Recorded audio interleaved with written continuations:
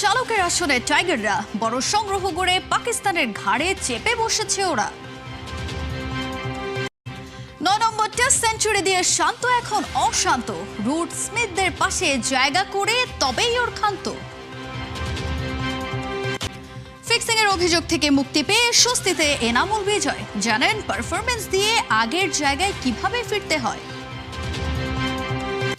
হামজাই এ যুগের হ্যামিলিয়নের বাঁশিওয়ালা, নতুন করে স্পোর্টসে শিশুদের উৎসাহ দিয়েই কাটলো বেলা। পাকিস্তানের বিপক্ষে মিরপুরে প্রথম দিনে টাইগারদের ব্যাটিং স্বস্তি দিলেও মুমিনুলের শতক মিসের আক্ষেপটাও কম যায় না। তবে নিজের শতরান দিয়ে নয়, মুমিনুল ভাবছেন দলের প্রয়োজনে কিভাবে ধারাবাহিক রান করা যায়। শান্তর ব্যাটিং দেখা যেমন চোখের শান্তি, তেমনি মুশফিকের মাঠে থাকাটা এনে দেয় বাড়তি আত্মবিশ্বাসও। নার্ভাস 90 পারবেন তো পেরুতে, বলতে না বলতেই মুমিনুলের বিদায়। শতক মিসের আক্ষেপটা ছেয়ে গেছে সমর্থকদের মধ্যে, কিন্তু ওর ব্যাপারটা কি এত কুল অ্যান্ড কামই বা কিভাবে? আমার ওইরকম রানের তাড়াও ছিল না। আমার টার্গেট ছিল যে আপনার আর 1 ঘন্টা খেলা আছে, ওই 1 ঘন্টা খেলা নর্মাল ক্রিকেট খেললে হয়তো। দুই ওপেনারের বিদায়, শান্ত ইন মুমিনুলের সাথে লম্বা জুটি। এমন দারুণ ক্রিকেট খেলা বাংলাদেশ দল অভ্যাসে পরিণত করতে পারলে ভালোই হবে। শান্তর সাথে মুমিনুলের জুটিটা ছিল ট্রিট টু ওয়াচ। একদিকে শান্তর কাউন্টার অ্যাটাক, অন্যদিকে মুমিনুলের টিপিক্যাল টেস্ট ব্যাটিং মিলেমিশে মিরপুরে দুর্গ গড়ে তুলেছিল টাইগাররা, আর সেটা দেখা সৌরভের জন্য ছিল আলাদা বিষয়। প্রথম টেস্ট খেলা শুরু করি বাংলাদেশ টিমের হয়ে, তখন এরকম ওই নন স্ট্রাইকার আমি বেশি ব্যাটিং এনজয় করতাম। তাইম ভাই যখন ব্যাটিং করতেন, উনি নিউজিল্যান্ডে অস্ট্রেলিয়া অনেক এরকম খারাপ কম্পিটিশনেও ভালো ব্যাটিং করতো। তো আমার কাছে মনে হয় যে শান্ত মোটামুটি এরকম যে আমার চোখে দেখা সামনাসামনি শান্ত, আমার চোখে দেখা one of the best innings শান্তর।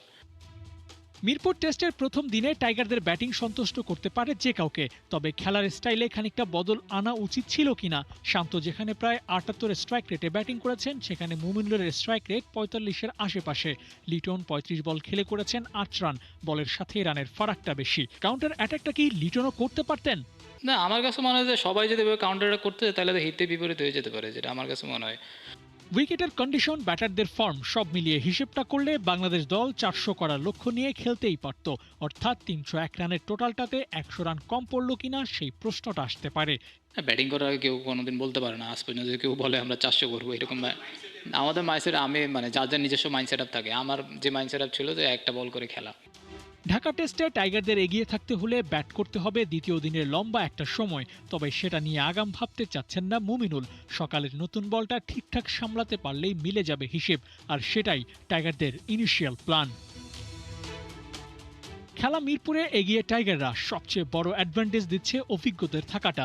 বিশেষ করে মুশফিকের লম্বা ক্যারিয়ারের যে এক্সপেরিয়েন্স, সেটা বাকিদের দিচ্ছে নিশ্চিন্তে থাকার সুযোগ। মুশফিক ভাই এমন একটা ক্যারেক্টার, আমার কাছে মনে হয় যে বাংলাদেশ টিমে উনি ভালো খেলুক না খেলুক, উনি আমাদের টিমে থাকাটা অনেক ইম্পর্টেন্ট। উনি থাকলে অ্যাজ এ ক্যাপ্টেন বলেন, টিমের অন্যান্য প্লেয়ার বলেন, অনেকের জন্য জিনিসটা ইজি হয়ে যায়। শান্তর ব্যাট যেন অশান্ত। মিরপুরে পাকিস্তানের বিপক্ষে তুলে নিলেন টেস্ট ক্যারিয়ারের ৯ম শতক। ব্যাট হাতে টাইগারদের সবচেয়ে ধারাবাহিক পারফর্মারদের একজন টেস্ট ক্যাপ্টেন। দেশের সেরা তো বটেই, লাল বলে বিশ্বের অন্যতম সেরা ব্যাটার শান্ত জায়গা করে নিয়েছেন জো রুট, স্টিভ স্মিথদের সাথে। What is fear when captain is here. Test ক্রিকেটে নাজমুল শান্ত এক ধাপ এগিয়ে, ব্যাট হাতে বাংলাদেশের না সময়েরই অন্যতম সেরা। পরিসংখ্যান বলছে জরুরদের সাথেই ওর স্থান। পাকিস্তানের বিপক্ষে মিরপুরে বাংলাদেশের শুরুটা হয়নি ভালো। দুই ওপেনারের বিদায়ে দায়িত্বটা বাড়ে শান্তর। অধিনায়ক অবশ্য হতাশ করেননি, পাক বোলারদের সুইংটা সামলেছেন ধৈর্য ধরে। মুমিনুলের সাথে ১৭০ রানের ওই জুটিটাই বলে দেয় দিনের প্রথম ভাগটা কতটা ভালোভাবে সামলেছেন ক্যাপ্টেন অব বাংলাদেশ। ফরম্যাটটা টেস্ট, বলের হিসেবটা তাই গৌণ, তবুও বলা ১০১ রান করতে খেলেছেন ১৩০ বল। বাউন্ডারি ওভার বাউন্ডারি থেকে শান্তর আদায় ৬০ রান, বাকিটা সিঙ্গেলস ডাবল করেই তুলেছেন। রানিং বিটুইন দ্য উইকেটে এই শান্ত যেন একটু আলাদা, ফিয়ারলেস পারফর্মার। টেস্ট ক্রিকেটে শান্তর এই ফর্ম নতুন না, গেল ৫ ইনিংসে ২ শতক। সংখ্যাটা যখন ১০ ইনিংসে, তখন বড় হয়েছে শতকের লিস্টটাও। লাল বলে 50 পেলে সেটাকে শান্ত যে করেই হোক বানাতে চান 100। ৫ অর্ধশতকের বিপরীতে শান্তর শতক ৯টি। টেস্ট খেলতে নামলে নাজমুল যেন হয়ে যান অশান্ত। দেশের যে কারোর সাথে পাল্লা দিতে পারবেন রান তোলায়। তবে এটা কি জানতেন, শান্ত কম্পিট করছেন Joe Root, Steven Smith, Shubman গিলদের সাথে। 2023 সাল থেকে 2026 রান তোলায় টপ 10-এ শান্ত 8 নম্বরে। 34 ইনিংসে করেছেন 1390 রান, 42 ছিল এভারেজ। টেস্ট ক্রিকেটে নিজের দ্বিতীয় সর্বোচ্চ রানের ইনিংসটাও খেলেছেন এই সময়ের মধ্যে, ছিল 7 শতকও। সেঞ্চুরিকে অভ্যাস বানানোর শান্তর সামনে সুযোগ আছে কেন উইলিয়ামসনকে টপকে যাওয়ার। মিরপুরের সেকেন্ড ইনিংসে শান্তর ব্যাট কি খুঁজে পাবে আরও 1 শতকের দেখা? তাতে নামের পাশে বসবে 10 টনের মাইলস্টোনটাও। নিউজিল্যান্ডের বিপক্ষে ওয়ানডেতে দুর্দান্ত বোলিংয়ে সিরিজ সেরার পুরস্কার জেতা নাহিদ রানার সামনে আরও একটি স্বীকৃতির হাতছানি। আইসিসি প্লেয়ার অব দ্য মান্থের সংক্ষিপ্ত তালিকায় জায়গা পেয়েছেন বাংলাদেশের এই পেসার। এপ্রিলের সেরা ক্রিকেটারের লড়াইয়ে তার প্রতিদ্বন্দ্বী ওমানের যতীন্দর সিং ও সংযুক্ত আরব আমিরাতের অজয় কুমার। গেল মাসের সেরা ক্রিকেটারের লড়াইয়ে জায়গা পাওয়া পুরুষ ও নারী ক্রিকেটারদের নাম প্রকাশ করেছে আইসিসি। এপ্রিলে নিউজিল্যান্ডের বিপক্ষে বাংলাদেশের ওয়ানডে সিরিজ জয়ে বড় ভূমিকা রাখেন নাহিদ। 3 ম্যাচে 16.75 গড় ও ওভার প্রতি 5-এর কম রান দিয়ে সর্বোচ্চ 8 উইকেট নেন তিনি। আর এই পারফরমেন্সে র্যাঙ্কিংয়েও বড় লাফ দেন ডানহাতি বোলার। আর এবার মাস সেরার পুরস্কারের হাতছানি তার সামনে।